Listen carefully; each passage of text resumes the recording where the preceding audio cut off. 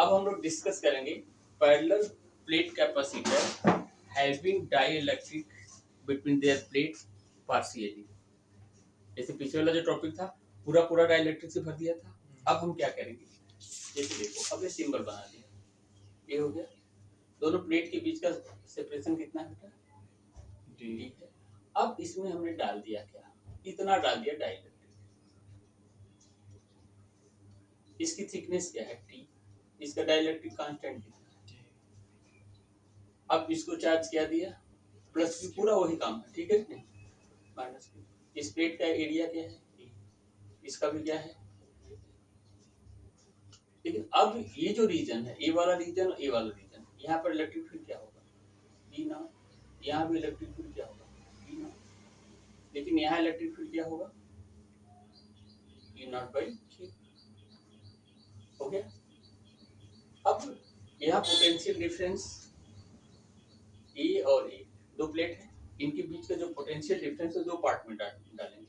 Potential difference corresponding to air और plus potential difference corresponding to dielectric. अब पूरा thickness कितना है? पूरा सेपरेशन कितना है प्लेट का? डी। डाइलेक्ट्रिक कितना है? डी। तो एयर कितना होगा? D minus D. तो electric field E into what? D minus. एक इसका पोटेंशियल डिफरेंस हो गया एयर की करस्पॉन्डिंग, प्लस डाइलेक्ट्रिक कितना है? थिकनेस कितना है? टी। टी। और ये क्या होगा? E into what? T. Anjana okay. अब बोलो E naught D minus T plus what? E naught by K T. ये तो कॉमन हो गया, क्या लिख लें? v equal to E naught को कॉमन लो तो क्या मिला भाई? D minus T plus T by K. हो गया। ई नॉट का वैल्यू रख दो, sigma by epsilon not.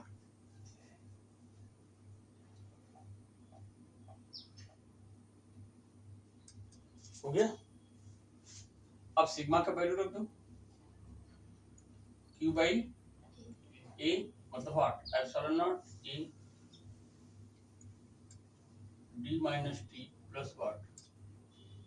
T by. फिर वही पीछे वाला काम करते हैं जो पहले करते थे, v को इधर ले जाए क्या हो जाएगा? q by v। इधर क्या बचेगा? Epsilon naught e divided by what? d minus t plus t by k equal to what?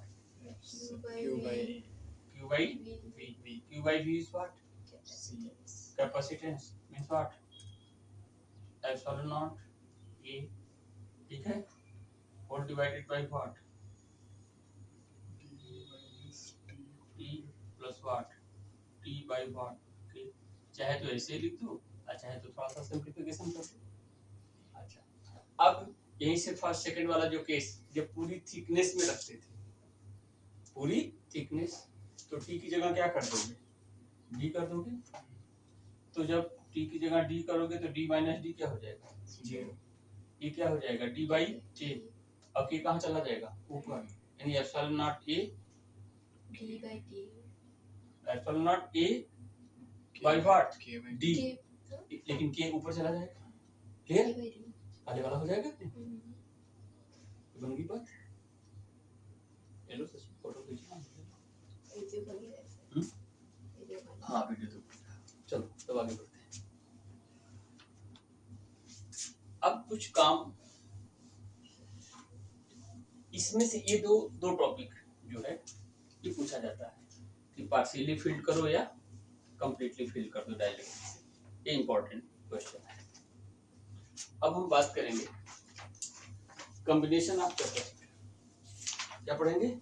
Combination of capacitance. देखो जैसे क्लास 10 में नहीं पढ़ते हम लोग combination of resistance, series combination, parallel combination. अच्छा, हम रेजिस्टेंस का सीरीज और पैरेलल क्यों पढ़ते थे? पढ़ते क्यों थे? हाँ, क्यों पढ़ा हम लोगों ने कि दो ठो रेजिस्टेंस है, कभी इसको सीरीज में जोड़ देते हैं, कभी पैरेलल में जोड़ देते हैं। सीरीज में कब जोड़ते थे? जब हमें ज्यादा रेजिस्टेंस लेना हो। पैरेलल में कब जोड़ देते थे?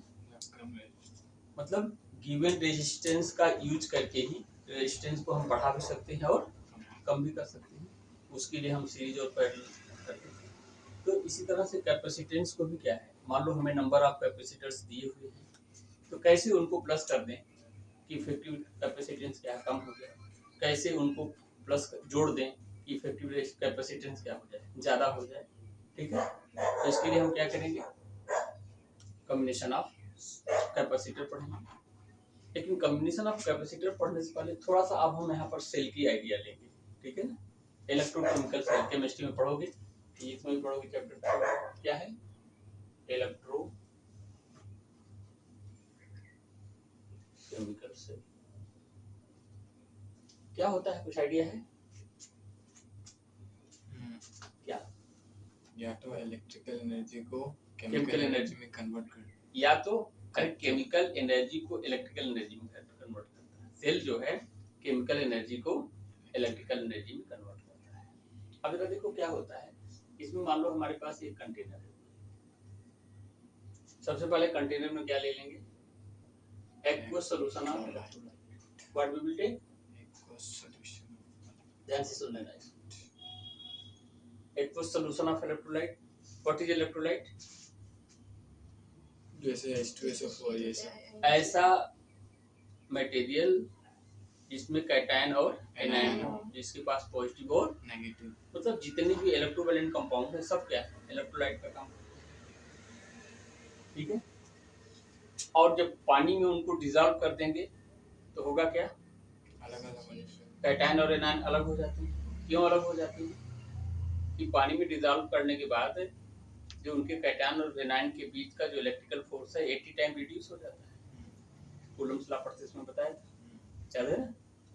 तो अब इलेक्ट्रोलाइट का एक्वस सॉल्यूशन है, इसका मतलब इसके पास कैटायन है और एनायन है, they are free to move, they can conduct electricity. अब इसमें एक मेटल प्लेट डाल दिया और ये क्या है, ये दूसरा मेटल प्लेट है। अब मेटल प्लेट की डालने में सिलेक्शन होता है, इस तरह से होता है कि अब एक मेटल प्लेट अपना इलेक्ट्रॉन लॉस करेगा, किसको, एक्वस सॉल्यूशन को, और इटसेल्फ एक्वायर पार्ट पॉजिटिव, और दूसरा जो है इलेक्ट्रॉन गेन करेगा, इटसेल्फ एक्वायर पार्ट नेगेटिव। अब क्या हुआ, मान लीजिए इसका पोटेंशियल क्या है, V प्लस, और इसका पोटेंशियल क्या है, V माइनस, सामने माइनस लगा रहे हैं। इसका जो पोटेंशियल है विथ रिस्पेक्ट टू इलेक्ट्रोलाइट, तो इसने इलेक्ट्रॉन को लॉस किया है, इसको लॉस किया है, इसका मतलब हाई पोटेंशियल पर होगा। और इसने इससे इलेक्ट्रॉन क्या किया है, लिया है। ठीक है, तो potential of this one with respect to electrolyte, this one minus V negative, chapter 3 में और पढ़ने के डिटेल्स। अब इसके पोटेंशियल और इसके पोटेंशियल के बीच का डिफरेंस कुछ होगा, V equal to V plus minus minus V negative, और ये क्या हो जाएगा, ठीक है। अब इसे हम कहेंगे EMF, व्हाट वी से EMF। अब इसको ऐसे ही समझ लेना, कुछ नहीं, बड़ी सिंपल सी बात, जैसे कैपेसिटर नहीं बता रहे थे, मान लो इसका पोटेंशियल क्या है V2, इसका पोटेंशियल क्या है V1, इनके बीच का जो डिफरेंस है उसी को हम क्या कहेंगे, EMF ऑफ सेल। देखो अभी इससे कोई करंट ड्रा नहीं हो रही है, तो जब सेल से कोई करंट ड्रा ना हो, जब सेल से कोई करंट ड्रा ना हो, तो उसके पॉजिटिव इलेक्ट्रोड और नेगेटिव इलेक्ट्रोड के बीच का जो पोटेंशियल डिफरेंस होता है उसे ही हम क्या कहते हैं, EMF। ठीक है, तो अब जरा देखो सेल का सिंबल E है, सेल का सिंबल E है, लिया ईएमएफ क्या है, V वोल्ट है, कितना है, अब V का वैल्यू समझ लो, मान लो क्या है 10 वोल्ट है। तो ऐसा भी हो सकता है कि पॉजिटिव का पोटेंशियल कितना हो 15 वोल्ट और नेगेटिव का कितना हो 10 वोल्ट, तो 15 5 वोल्ट, तो पोटेंशियल डिफरेंस कितना हो जाएगा 10 वोल्ट। अच्छा, अब ये भी हो जाए कि इसका क्या हो 10 वोल्ट हो और ये क्या हो 0, तब भी क्या हो जाएगा 10 वोल्ट। ये क्या हो 5 वोल्ट और ये क्या हो -5 वोल्ट, तभी पोटेंशियल डिफरेंस क्या हो जाएगा 10 वोल्ट। 10 वोल्ट। तो केमिस्ट्री में चाहे जो भी करें, फिजिक्स में भी मानेंगे कि अगर ईएमएफ V वोल्ट है तो पॉजिटिव इलेक्ट्रोड का पोटेंशियल क्या ले लेंगे V, और नेगेटिव इलेक्ट्रोड का पोटेंशियल क्या ले लेंगे 0। कन्वेंशनली ऐसा हम ले लेते हैं, ठीक है। या अगर ये 10 वोल्ट है तो इसका 10 होगा और ये क्या होगा 0 होगा, क्योंकि डिफरेंस तो नहीं बदलेगा। तो कन्वेंशन क्या है, ईएमएफ अगर V वोल्ट है तो पॉजिटिव इलेक्ट्रोड का पोटेंशियल क्या ले लेंगे V, और नेगेटिव का क्या ले लेंगे 0। एक कन्वेंशन। दूसरा, अब जब सेल को हम सर्किट में जोड़ेंगे, मान लो यहाँ पर एक बल्ब लगा है, क्या लगा है एक बल्ब, तो बल्ब को ऐसे वायर से लाके जोड़ेंगे ना बेटा, जोड़ेंगे कि नहीं जोड़ेंगे, तो this is what connecting wire, this is what Connecting wire. Connecting wire का resistance R tends to what 0। अब यहाँ से करंट निकलेगी, सेल के पॉजिटिव टर्मिनल से करंट निकलती यहाँ पहुंचेगी, तो ओम्स लॉ पढ़ा हम लोगों ने, V equal to what IR। अब इसका R टेंड्स टू व्हाट 0।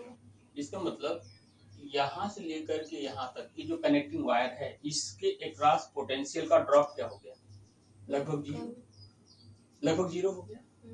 इसका मतलब क्या है, अगर यहाँ V वोल्ट है तो यहाँ भी क्या होगा V वोल्ट, तभी तो पोटेंशियल डिफरेंस 0 आएगा, ठीक है।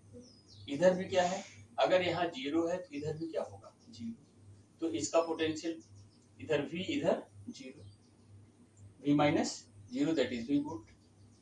क्लियर। तो यहाँ कन्वेंशन याद रखोगे कि जो कनेक्टिंग वायर है उसके अक्रॉस का पोटेंशियल डिफरेंस क्या लेंगे 0। तो यहाँ अगर V है तो यहाँ भी क्या होगा V, यहाँ अगर 0 है तो यहाँ भी क्या होगा 0, ठीक है। अब हम अपने टॉपिक पर आते हैं।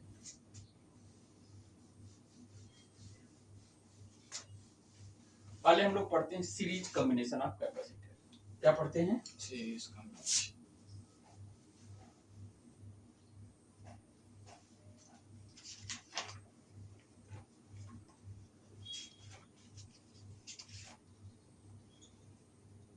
सचिन